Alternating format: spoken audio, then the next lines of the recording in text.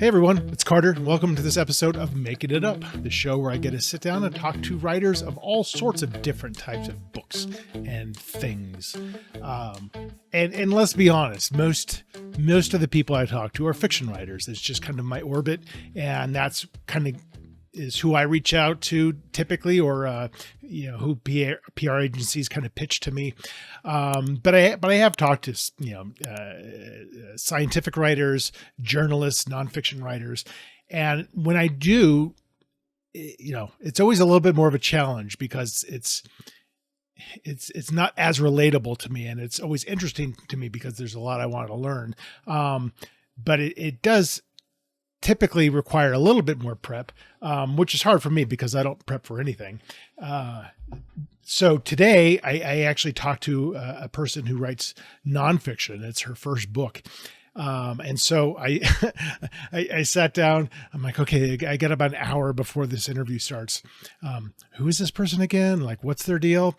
And I start researching. I'm like, oh, this person's really interesting. And I need to spend a little bit of time, crafting questions. And I didn't really craft questions because I don't ever do that, because I want to talk to them, and react to what they say and see what path we might go down. But I definitely wanted to make sure I kind of understood where, this person's background. So today I spoke to Sam McAlister, and she's done a lot of different things, and, we had a fantastic conversation. I'm excited for you guys to listen to it. But the book that she wrote is based on her time as a booker for BBC show, Newsnight. So she was in charge of getting the guests. It's more than just sending an email, hoping you hear something back. There's a lot of psychology involved.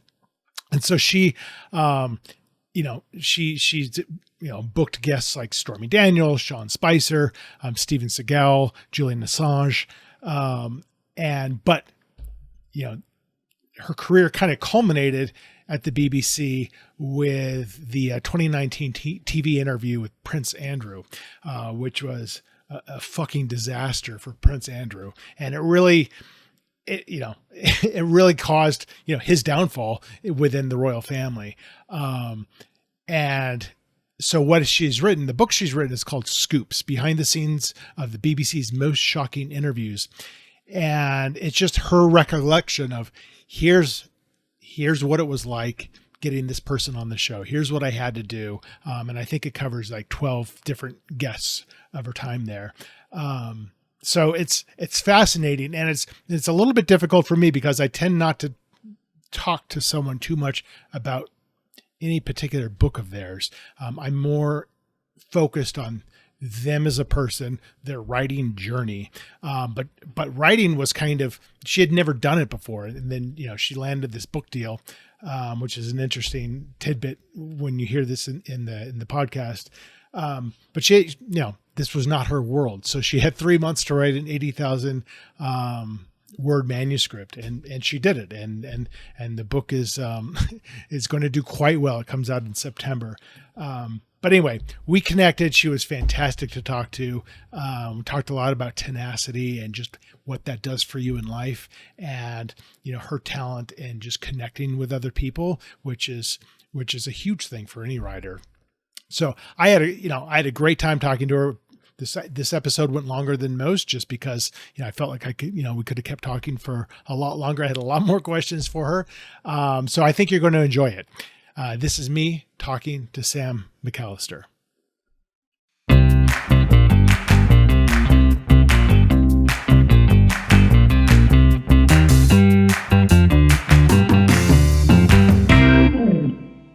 So you're in London.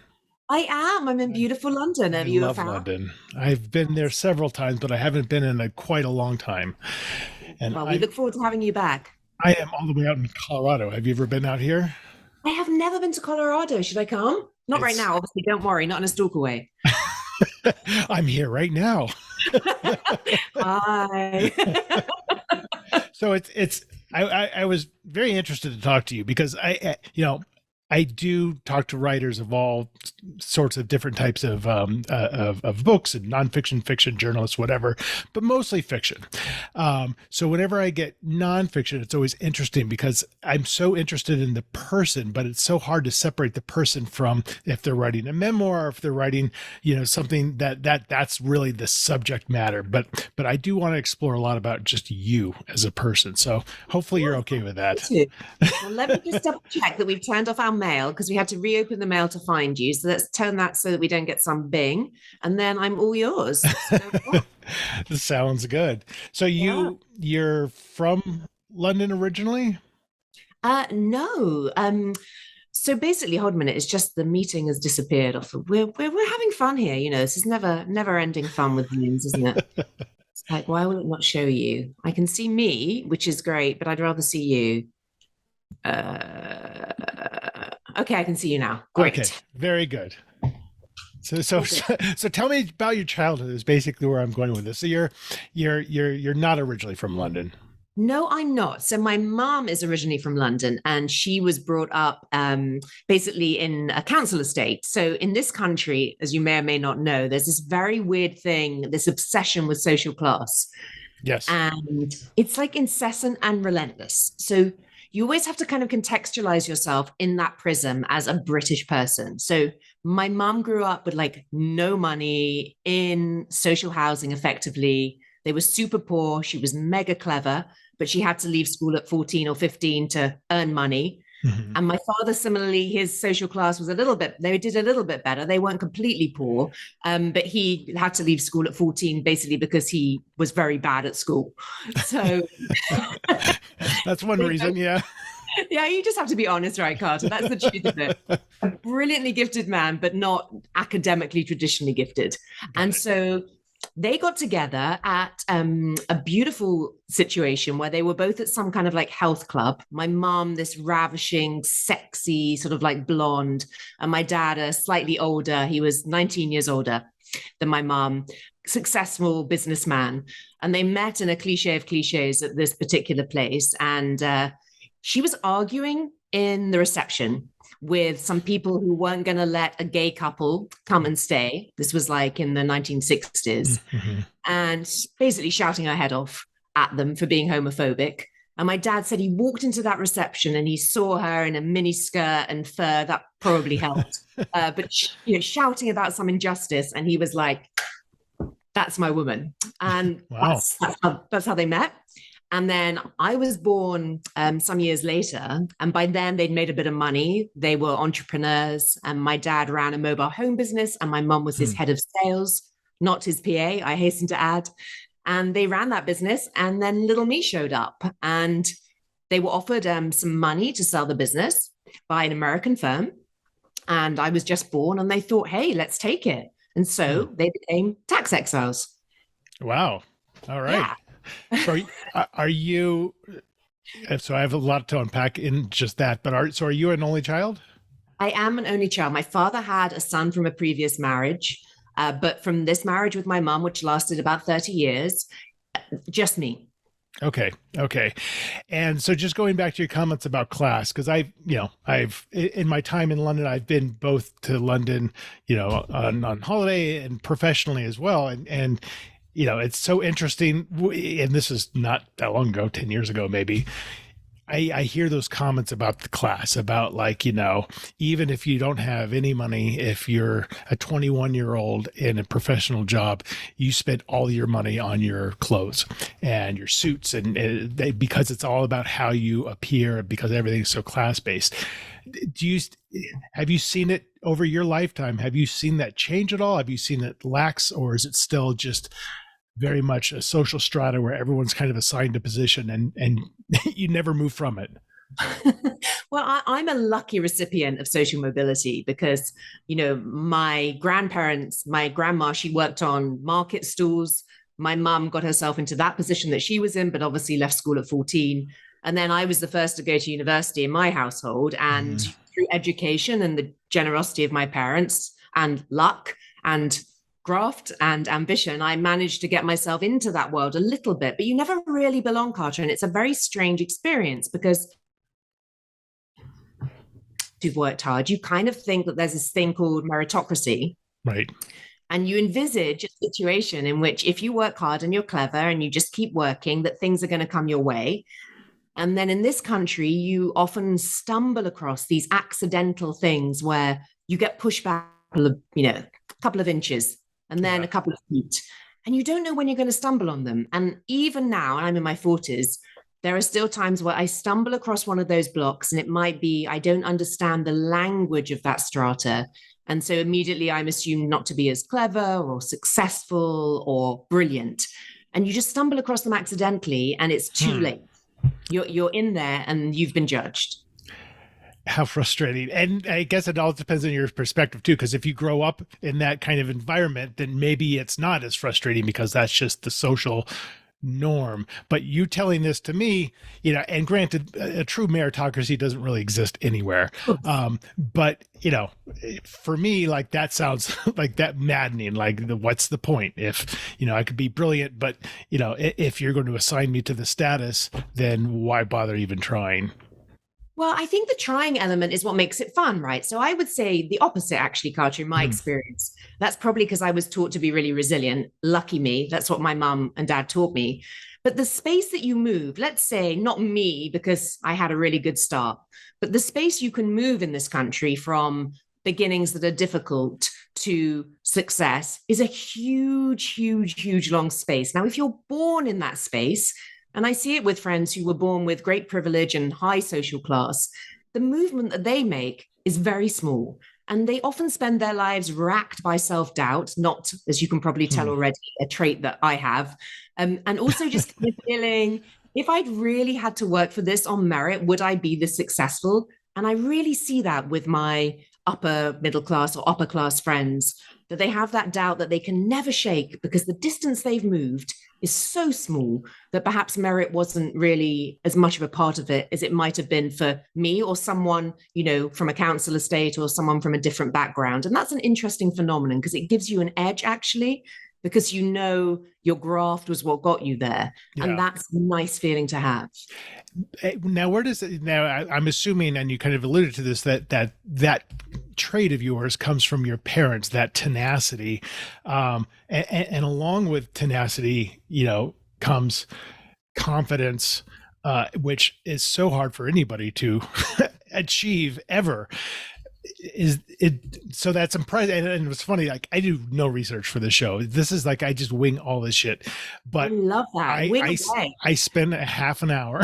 I'm like, she's really interesting. I want to know more. And all these things I read about you are all tenacious, these descriptors of you. Is that from your parents? Yeah, 100%. I'm really lucky that I came from a background in which my parents didn't work, but it wasn't because they didn't have jobs. They'd effectively retired young. Yeah. So I had two parents at home, both of whom shared, 70%, 30, mum to dad, but they shared the gender skills. So they washed and they cleaned and they cooked and they looked after me.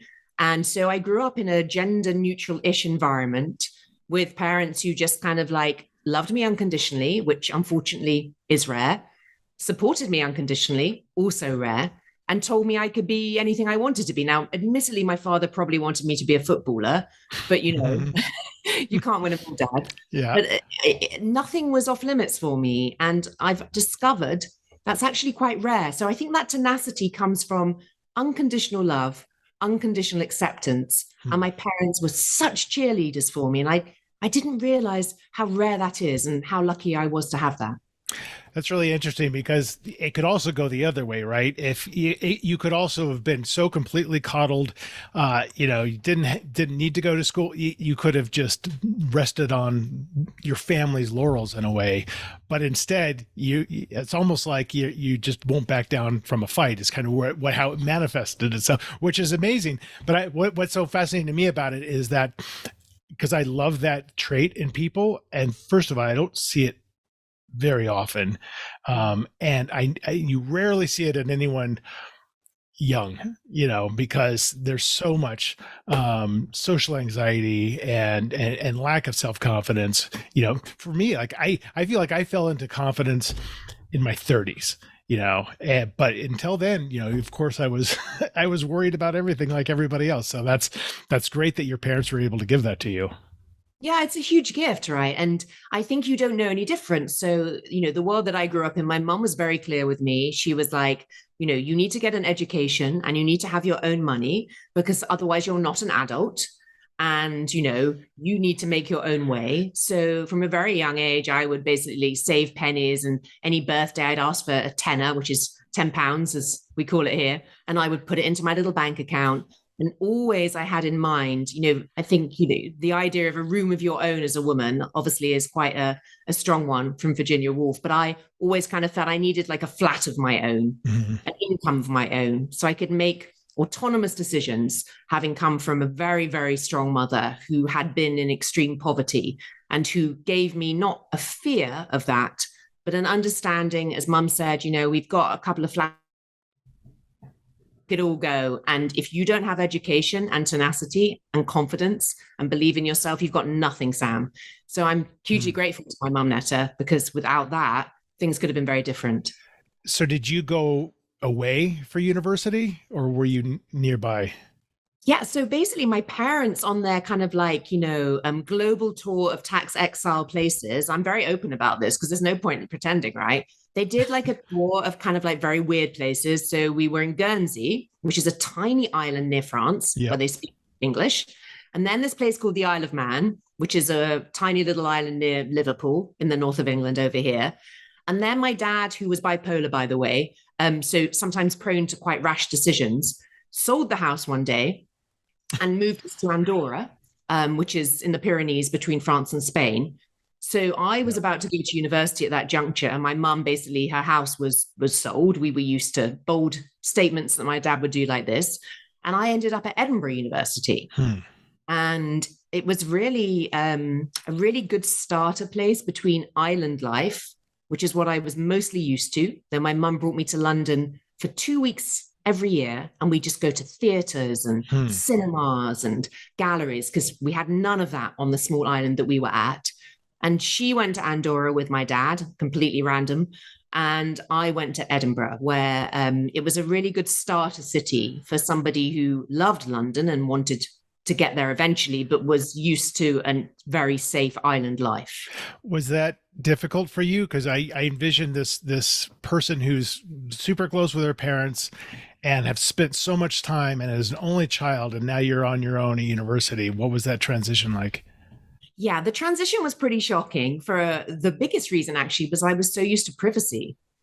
Oh, And so when you're an only child, you get things like, a bathroom that you can use without other people knocking on the door, a bedroom where your stuff is your own, and you're used to a lot of personal adult space. So this was the first time in my life I'd ever lived with children. I mean, they were young adults. I'd never lived with a child, right?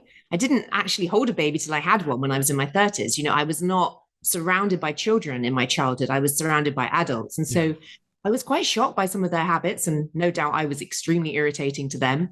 I didn't drink. I loved to dance, and I loved the boys. I'm going to be frank. But I was very set on making the most of the university experience. And I was very set on being polite and decent and patient and, considerate. Those were things I'd been taught. And it was a bit of a shock to the system. What were you studying? I studied English initially. Oh, okay. What was you spoke English, so you needed to study it some more? I like that. I studied English literature, I should have said. So that's interesting. So you were, was it in your mindset at all of maybe wanting to become a writer, or you just wanted to study English literature? I never wanted to become a writer. And this is one of the funniest things. So one of my best friends, I don't know whether you've heard of him, but there was this amazing agent called Ed Victor. He's actually a Brooklyn agent, and he represented like our former Prime Minister David Cameron and Nigella Lawson and basically all the greats through years. And he said he loved me as his friend because I was the only friend he had who didn't want to write an effing book, as he put it. And I literally was, Carter. I've never, in my world, you don't write a book. It's a class thing, maybe again, you're growing up thinking of being Hemingway. If you're at, some posh university and some posh school with posh parents. We read Jackie Collins. Right. My mum read James Herbert, we read thrillers, we read tabloids, we read magazines, we watched soap operas. So my household, we didn't have an encyclopedia. We had great conversations, but there was not that kind of like writing a book is the thing that you do that would basically be the most incredible thing that you could ever achieve as a child. That was not a thing in my childhood. Huh. That's interesting. So what was there a plan? What did you want to do? So basically, when I was at university, I started doing debating, and I loved it because there were You're tenacious. How did you guess? And a little bit bolshy. I don't know if that translates it as a word across to the States. I get from the tone. You get from the tone. And I started doing debating, and this was in the late 90s, and there were very few women doing it. And so I was a university debater. I had a friend who's now Scotland's youngest female QC, and the two of us used to wear hot pants and knee-high boots, and we would basically make complete fools of ourselves sometimes because we knew nothing about the politics of Northern Ireland or, geopolitical issues in Israel. And sometimes we would not make fools of ourselves, but we were usually the only two women who were debating. And I did that for a few years. I really enjoyed it. But then I didn't really know what I wanted to do. And I suppose that's where the power of no, which is a significant part of my story, comes in. I was talking to a male friend there, and I didn't know what I wanted to do. And he's like, oh, well, I'm going to do this thing called the bar vocational course. I'm going to be a barrister, and I'm going to do 3 years studying in 1 year. It's called a conversion course. And I'm like, oh, okay, interesting. That sounds cool. And then he said, yes, well, people like you don't get in. And then that's all it takes. Hello, Red Rag to a Bull. So, of course, I immediately applied. And lo and behold, I got in. And this course, Carter, on my own petard, grown men and women who had very, very brilliant educations from Oxford and Cambridge, first, were crying at the finals of if you're distilling 3 years of education into one, I don't know how you avoid that. What was I thinking? Clearly I wasn't thinking, and I'd never met a lawyer until I became one, and I think that's kind of, I'd never, written anything until I wrote a book, so I suppose I have that kind of, although I love stability, I don't have that fear of failure. Because in a sense, I failed, if you want to call it the traditional word, as a barrister, because I did it for 2 years and I hated it. And so I had to get out of Dodge. But it was, I was going to ask that because it's you kind of on a challenge, altering the course of your education and your professional life is kind of like your dad selling the house. It's like, I'm just going to do this, even though it has major life repercussions. So that's what I was going to ask, because sometimes those things happen, and in a way they're meant to happen, which is kind of how I fell into writing, because I don't have any background in it. And when it happened accidentally, I'm like, this was meant to happen. This sounds to me like you just took a challenge because you didn't enjoy it ultimately. Yeah, if I don't enjoy it, I don't want to stay. I'm like that with relationships, with friendships, with jobs.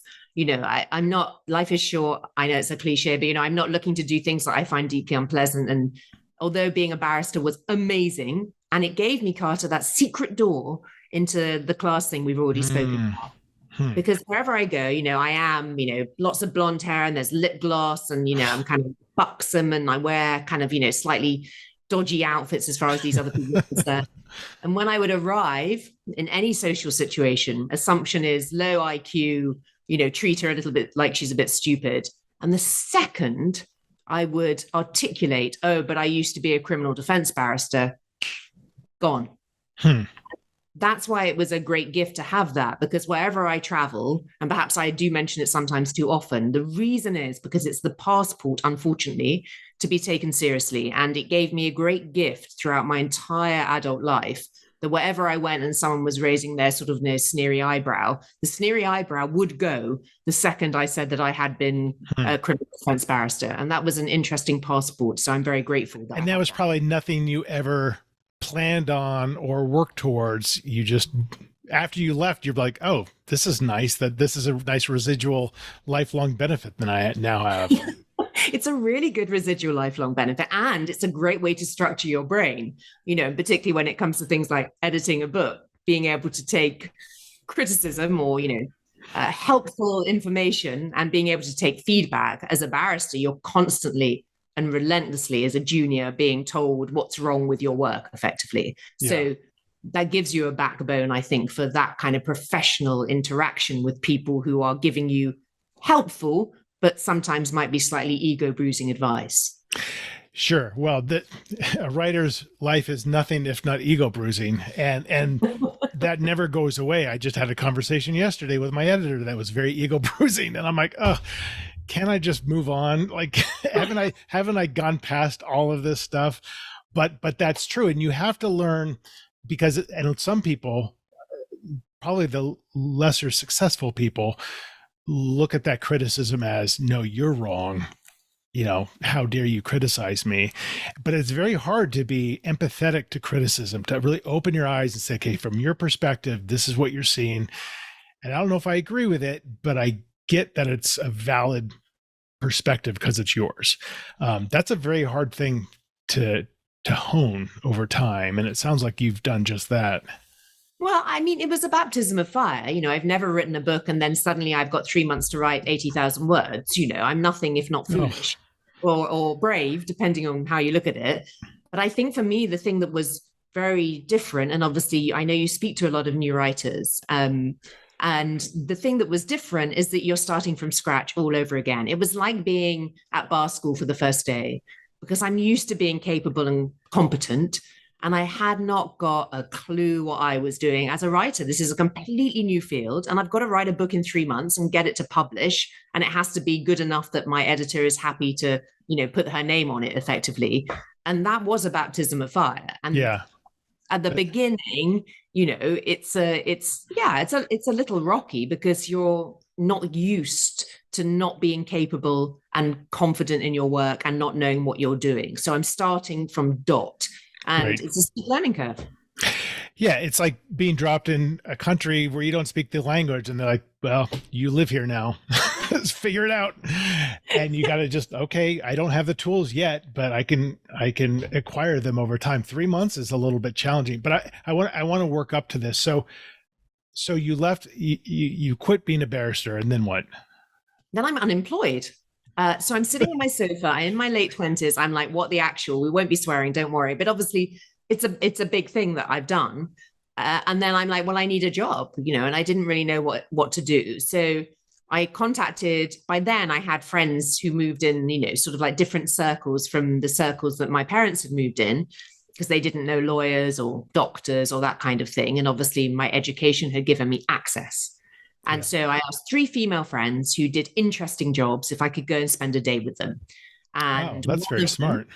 Yeah. I always suggest it to people now who ask me for mentoring. I do a lot of mentoring. It's like 3 places you want to work. I don't care. I'll ask them to meet with you for a coffee. So I still do that now all these years later. And I went, one of them worked on a legal program, as luck would have it, on BBC Radio 4, a program here called Law in Action, which is like, it's very, very highbrow, like Supreme Court judgments, discussing kind of like esoteric, brainy things that for most people would probably be not at all interesting, but for lawyers and for Radio 4 listeners, which is very highbrow, sort of like the right sweet spot. And I ended up working there for a couple of days. They liked me. They gave me 6 weeks. And then my friend who was working there left to do a different job, and they gave me her job. Wow. But that's a very smart idea. I mean, that's very different than going to law school on a whim. You're actually like try 3 different jobs and shadow them. That's a really smart idea, and it sounds like it paid off. Well, it's interesting you say that, because I was in an interview the other day where I was criticized for it because they said it was like anti-meritocratic. And I think that's really interesting that from a background that I came from, I learned quickly that the way to garner success is to build up your contacts and your networks. And I have been networking my bum off for 20 years. Yeah. And it's put me in a really strong position now. But it's interesting that was seen as, a bad thing to do. Obviously, in my view, it was a very sensible thing to do with the resources I had available to me, which was not kind of like mum and dad could call somebody and get me a job. It was friends who were kind enough to let me go and see what they did. So I was very lucky with that outcome, very lucky indeed. Yeah, I mean, how can it be a bad idea if the results are so positive? That kind of speaks to that whole system as well of like, well, it doesn't matter what the results are. You didn't do what you were supposed to do. That's that. You can't win in this country sometimes, Carter. What can I say? So tell me a little bit about, your work booking guests for the BBC, because it's pretty fascinating. I mean, and I think that you have to have such social skills and abilities to book guests, to get guests, to make sure. And because it sounds like the show's like, we're not going to, we're going to ask whatever we want to ask. There are no restrictions. And then you're working with guests to make all that happen. Yeah, I mean, it's a really brutal environment coming on as a guest onto a news program. And now add into that the BBC is this huge behemoth, which is impartial and which isn't kind of like run by any special interest groups. So you don't have that kind of schism that you have in your country where you go onto a particular network, and if you have a particular political leaning, you're going to get a hard time or an easy time. Right. That doesn't happen here. So the cost benefit analysis for the average interviewee is really quite a stark one. Either they're promoting something like a book, she says awkwardly, or they have something they want to say that's important that they want to launch to the world.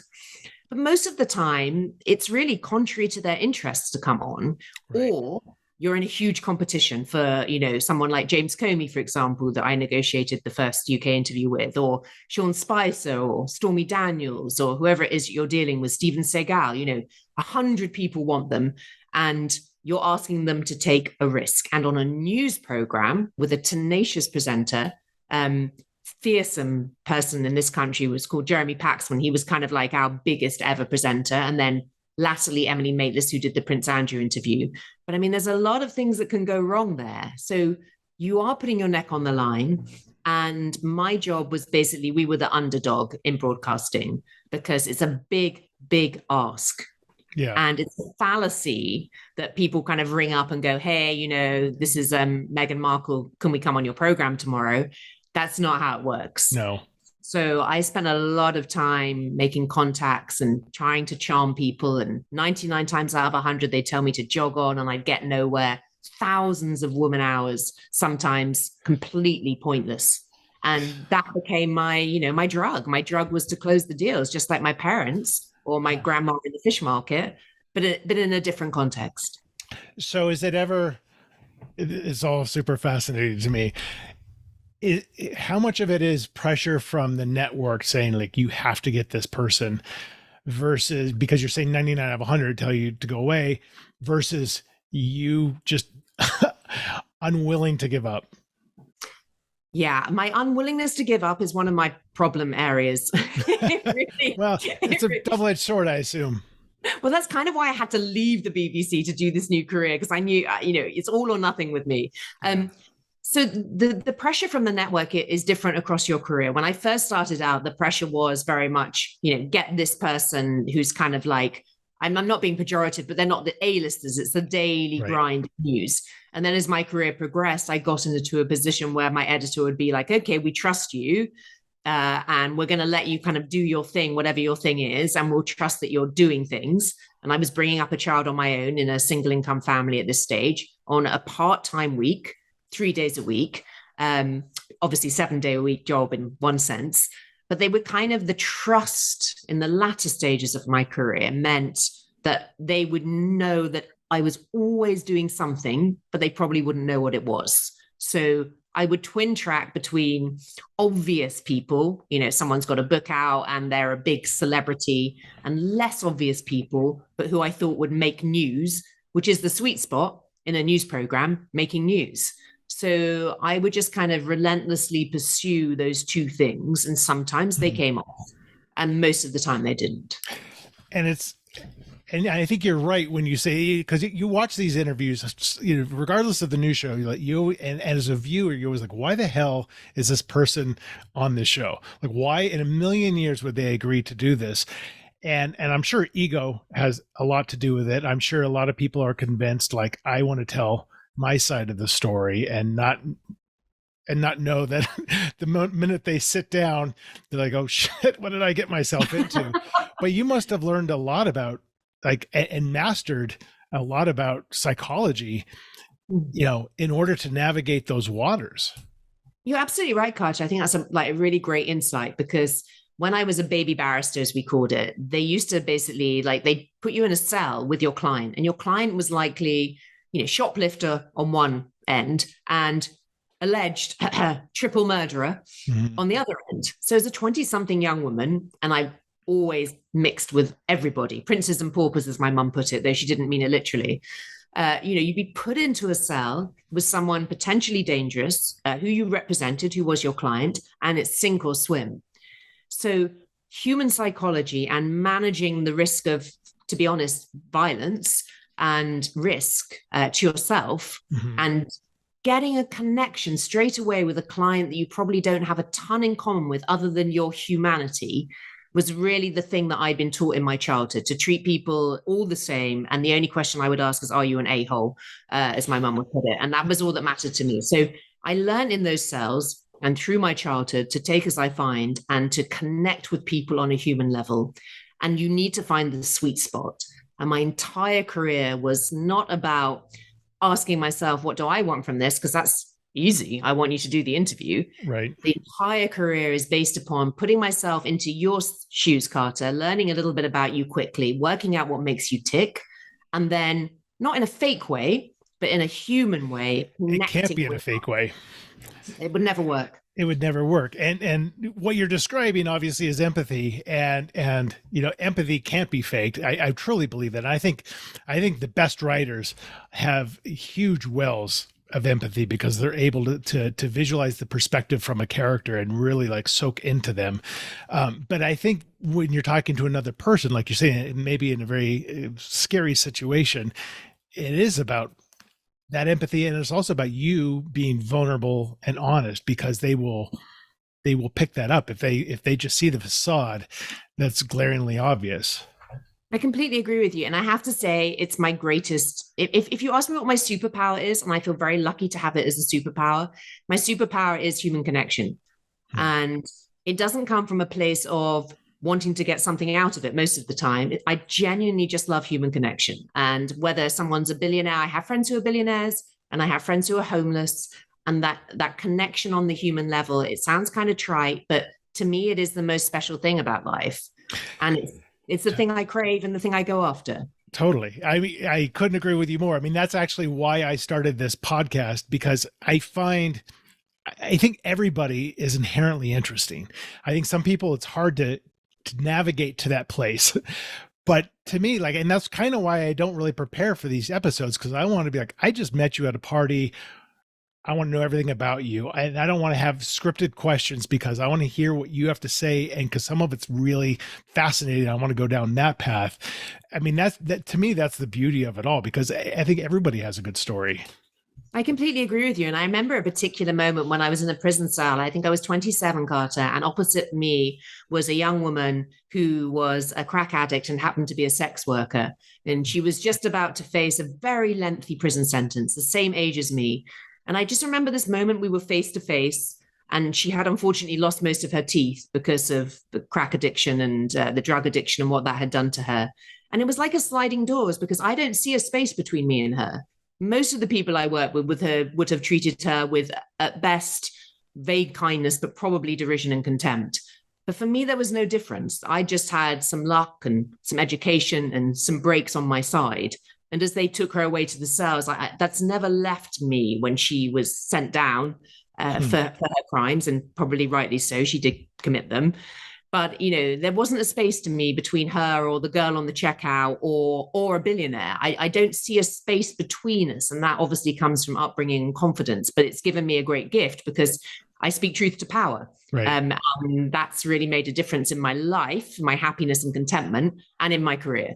Right. I mean, and speaking truth to power is how you're able to get Prince Andrew on the show, which is a fascinating story. And I wish this were a 3 hour long podcast, but I do want to talk about the book and the writing and, your journey as a writer with this book. So, and I'm always fascinated by, memoirs, nonfiction, were you asked to write the book or was it your idea? No, so back to my merit prism, I can't help myself. And also because I can't do things for fun because I need to earn money, Carter. I'm not in a craven way, but I've got a child to feed and bills to pay. So there is no vanity project in the life of Sam McAlister. So I put together a book proposal, never done one, had a friend who's a ghostwriter. She sent me hers. I kind of copied it. I wasn't sleeping. I'd had terrible COVID and I'd been very, very sick and I wasn't sure I was going to make it. And it gives you insomnia. And one night... So this was back in 2020 or... Exactly. Yeah. Exactly.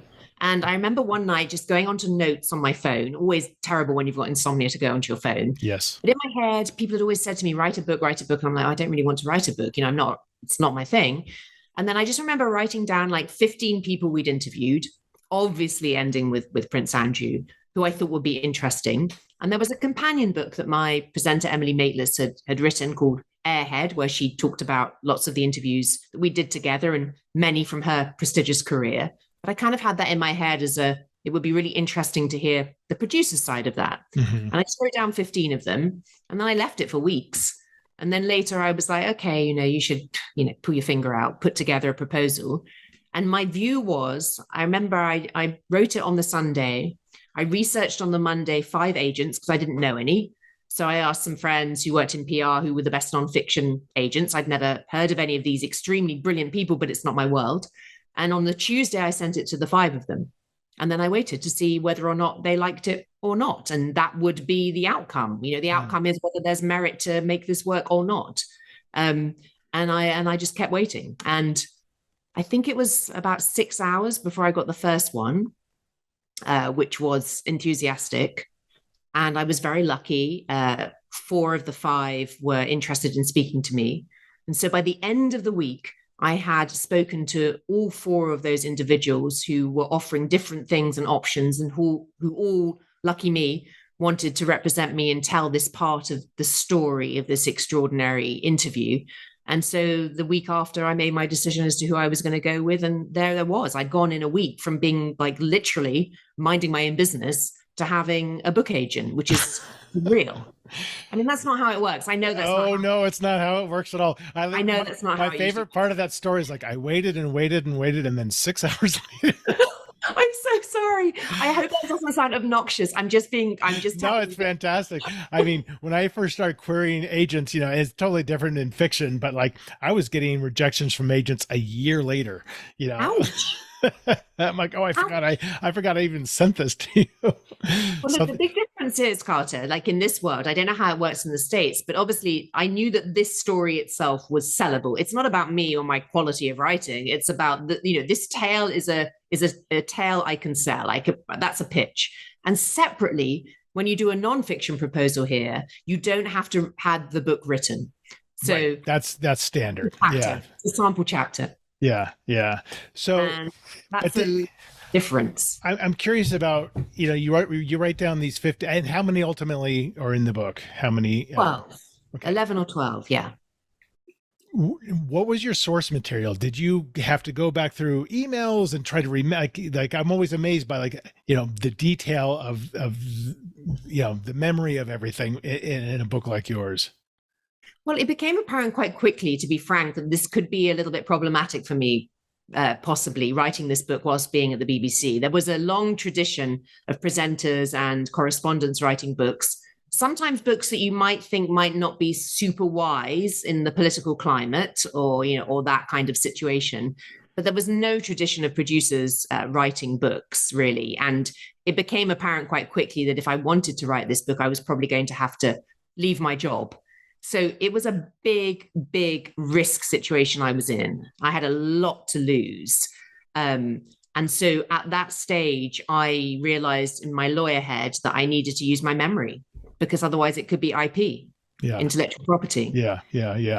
And so it still could be, depending on what you're remembering in a way. Of course. but I didn't have any notes from the interviews. I didn't have any diaries or anything like that. So I set about, lucky me, the interviews themselves are still in the public domain. So I could go back and look at them and I would remember my experiences. There's only, 10, 11 of them over a period of a decade. So in a sense, you remember quite a lot of it from your kind of senses and from the things that you went through. And obviously that empathy thing that we talked about meant that I had a lot of human stories from these sometimes inhuman news stories. And so I started piecing together, but I only pieced together one chapter first, you see. So Yeah.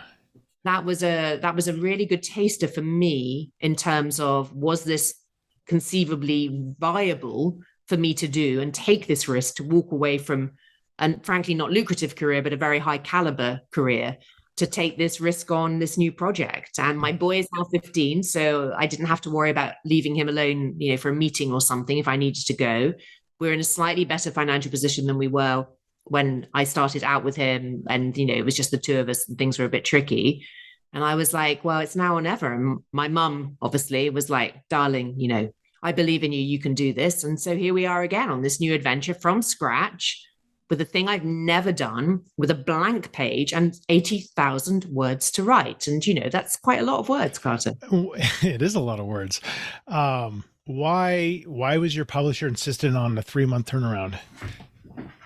I don't know. I didn't know anything different. So I don't know how this works, So to me, 3 months, I wasn't sure if that was long or short.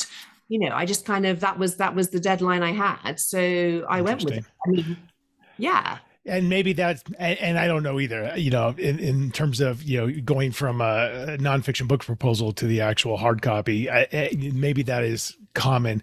It seems to me that it would be easy to set yourself up a little bit for failure by asking somebody who doesn't have a lot of experience writing to produce such a large work in such a small amount of time. It can just be overwhelming. And I'm sure at some points it probably was. Yeah, I can totally see that. I think probably my editor and my book agent realized quite quickly the word that you've used, which is tenacious.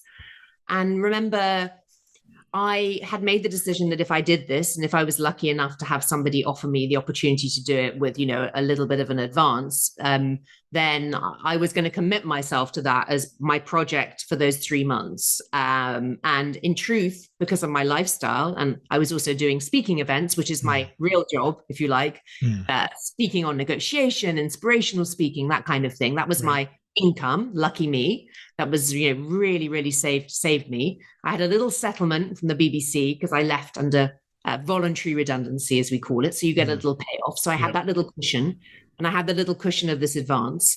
But I guess they kind of knew if they told me a deadline, I was just like, okay, that's a contract. I gather that no new authors ever deliver on time. I delivered obviously on time because I'm a lawyer, and they told me it had to be done in 3 months. And, right. And so I just it was there on the paper. You had to do it. I signed something. So yeah, no, I agree. I'm the same way. So I suspect that had I thought about it more in the round, I would have been like, oh, okay, this is a bit ambitious. But I think the speed of it was really helpful because I didn't have a choice. Yeah. I just had to get on with it. And I had very good support from my editor, who is really strict, wonderfully, slightly kind of scary, stern, very brilliant. And I had to learn where I could put my foot down and where I couldn't. Because at the start of the journey, Carter, I saw myself as the school child, and she's the teacher, and she tells me what to do. And only about 2 months in, probably, did I realize it's not like that at all. Yeah. And then the way that I reacted to, requests, as I would put them, changed. So by the time we got to the end, the relationship that on this like helter-skelter, like dropped off a cliff relationship was very different from at the beginning, because I learned that I had more autonomy than I'd realized I had at the start. What is I'm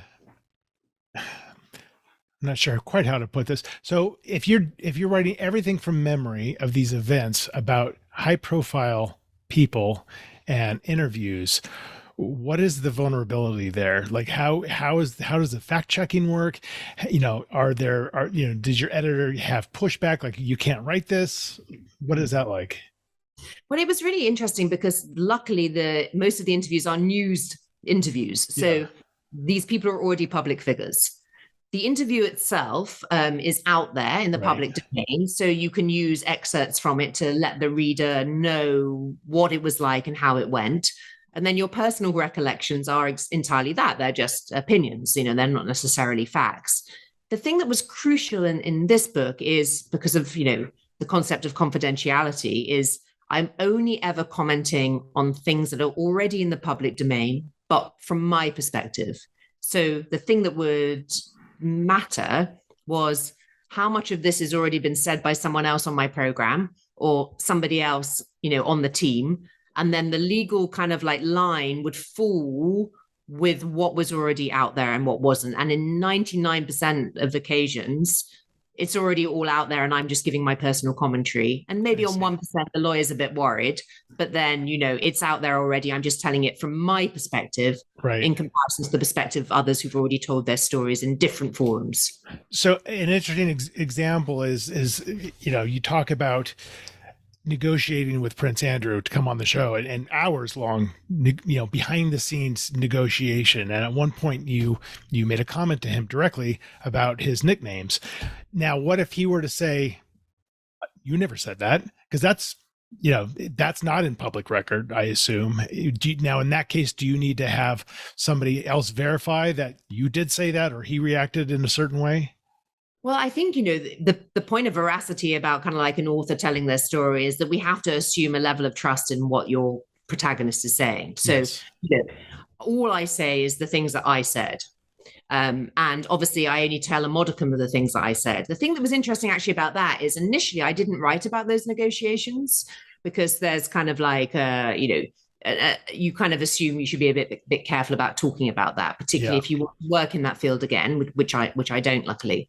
But there was someone on my team who, about a month before we went to the final edit, did basically wrote an article in which they mentioned for the first time the contents. So that opened the door. Yeah. That opened the door. So the lawyer then tells me, okay, well, now you can add a bit. Now, I didn't add much. I'd say I probably added about 1% of that in the conversation. And the bit that you're talking about, where I talk about Air Miles Andy and Randy Andy, leaves you as a reader to either think, God, this woman is like a pain in the bum, or that's brilliant, or what a stupid, or that's outrageous. I'm asking you, I'm quite happy for you to judge me, but I'm just telling you what I did. So you'll notice that I don't talk about what other people said. I talk about what I said, unless it's already on public record. So I think it's, it's a tricky dance, but it's gone through a lot of lawyers. So fingers crossed they know what they're doing. And it's by the way, it's a great detail because it's so revelatory about your character and about your personality and about the situation. And without showing any of his dialogue, it reveals a lot about him. So it's, I think it's, a tremendous thing to include because it really colorizes it much more. So that's, so you have to be so excited that this book is coming out. Oh gosh, it's just completely insane. I mean, like, this time a year ago, I was in my job, which is a great job, but it was a bit like a relationship, isn't it? We were at the stage where we were probably getting a bit bored of one another, and it was time to maybe look at different options or maybe have a separation, maybe see a therapist. So it was definitely at that stage. But I was there a year ago. I left, I think, officially a year ago, like 2 days ago. And then I was on basically like leave still from leave that I'd accrued until the start of September or something like that. And so, this time, only a few months ago, I was writing this book. They brought it forward 9 months. Thanks very much, my lovely. Wow.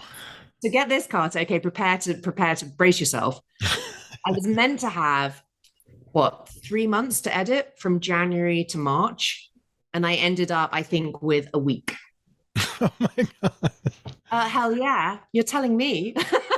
Well, good thing you didn't have another job you had to worry about.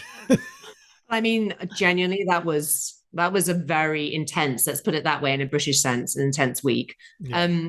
And then, I started a conversation. I was approached by somebody who was interested in talking to me about my story for a film and for a documentary.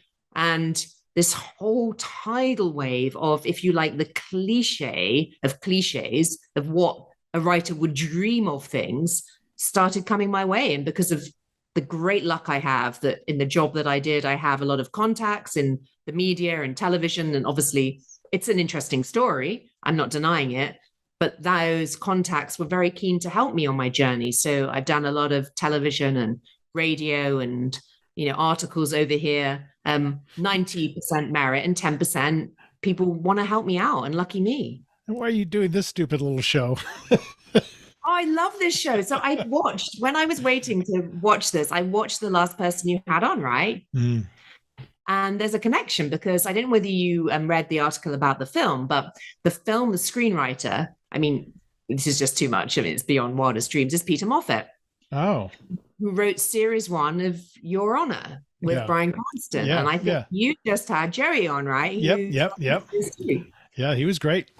He was great. And he's written a legal book. So Peter Moffat is the screenwriter, won a zillion Emmys. He was with Bryan Cranston, and now he's stuck with Sam McAlister. And I can only apologize. But he's just brilliant because we were in the same legal chambers 10 years apart. So the synchronicity continues. He did criminal defense law, just like me. He gave it up, just like me. But unlike me, he made a hugely successful career as an award-winning screenwriter. And now, all these years later, our paths have crossed into this film, which fingers crossed makes it to cinemas. That's crazy. That's awesome. Well, listen, we got to wrap up. Before we do, we have to take you into the world of fiction writing a little bit. Oh, let's do it, Carter. I like this. This is fiction riffing. I don't know, I've never written any fiction, but hey, let's start. I mean, maybe I'll do some fiction next. Yeah. And then what's going to happen is you're going to sell like a major bestseller in like 3 weeks, and it's going to piss me off. I do not want to piss you off. You're a professional writer. I am an amateur random person. Oh no, we're all professionals. All right, so I've got 3 books here. I kind of picked at random. I'm going to have you choose one of them, and we're going to choose a random sentence from a random page, and I'm going to read the sentence, and then you're going to give me a couple sentences, then I'll give you a couple sentences, just as if we're crafting the story together. It'll just go on for a couple minutes, and then I'll call on to it. Let's go for it. Laurie King's Back to the Garden. This is actually coming out, I think, around the time your book is coming out in September. So I just got this. The Girl Who Died by Ragnar Jonasson. Ooh, that sounds good. And Lost Lake. This is a friend of mine, Emily LittleJohn. So a mystery. So pick one of those. Let's go for a friend of yours, Emily. We're in with Emily. All right. Hiya. She's great. So pick a page between 1 and 300. 69. Okay. And pick a sentence from 1 to 10. 9. Okay. So it's dialogue, and it's just a question. So someone's being asked this question. And the question is simply, fibers from the killer's clothes? Do I go first? If you want to, or I can go for whatever you want to do.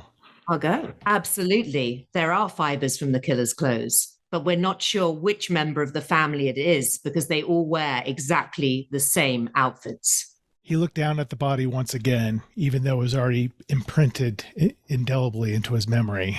He wondered if he would notice anything different this time. He kneeled, studied the face, and noticed a small scar on the left side of the child's ear for the first time. As he looked at the child's ear, something occurred to him. He knew he was in a difficult position. Should he reveal his relationship to the child? Should he reveal what he knew about their past, about what had happened to them, even though he knew it could put him, his life, and his family in peril? And most of all, should he reveal that he knew exactly what happened to the child's ear, how she got that scar? It had been years that he had almost forgotten about it, but now he realized everything tied back to him.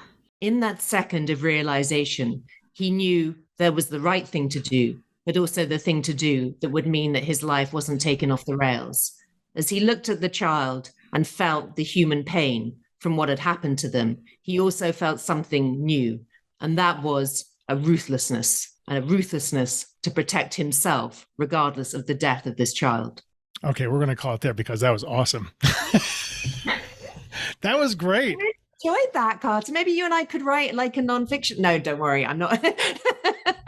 I really enjoyed that. That was great. Thank you for asking. Yes, of course. What I like about it is it's improv, and you have to accept each other's premise. You can't deny each other's premise. You just have to go with it. And I was going to go in the exact opposite direction. It was going to be so much about how she, how even though she was dead, he had such a connection to her and he would sacrifice himself for the truth to be known. And he went for ruthless. I'm like, that's fucking awesome. We're allowed to swear on this podcast now. Tell me. Oh, you could have been swearing the whole time. Nobody gives a shit. Fucking hell, now you tell me. Exactly. Well, man, what a pleasure it was to spend a little time with you today, Sam. Oh, such a pleasure, Kaj. And if you're ever in London, please do look me up. I'd love to take you for a cuppa, as we say. I would enjoy a cuppa. Congratulations on the book, and I can't wait to get my hands on it. Wonderful. I hope you see it in the cinema. Popcorn on me. Take care. Bye. Take care. That was my conversation with Sam McAlister. Wasn't that fun? Isn't she awesome? That was a really fun. It's nice when I feel like the energy just kind of bounces off of each other, and I feel that we were able to get into some really interesting avenues during that conversation. So I really enjoyed my time with her. And I would give you her website so you can go find out more about her, but I couldn't find one. I'm sure she has one. Maybe it's buried deep on Google. But her new book is Scoops: Behind the Scenes of the BBC's Most Shocking Interviews. Just Google Sam McAlister. She's all over the place. You're not going to miss it. So that was great. And if you want to find out more about me, just go to my website, carterwilson.com. Please sign up for my newsletter. I put a lot of work into them. They're funny as hell, and I give away shit. And yeah, I guess that's it. More episodes coming out soon. Thanks for watching or listening. Take care.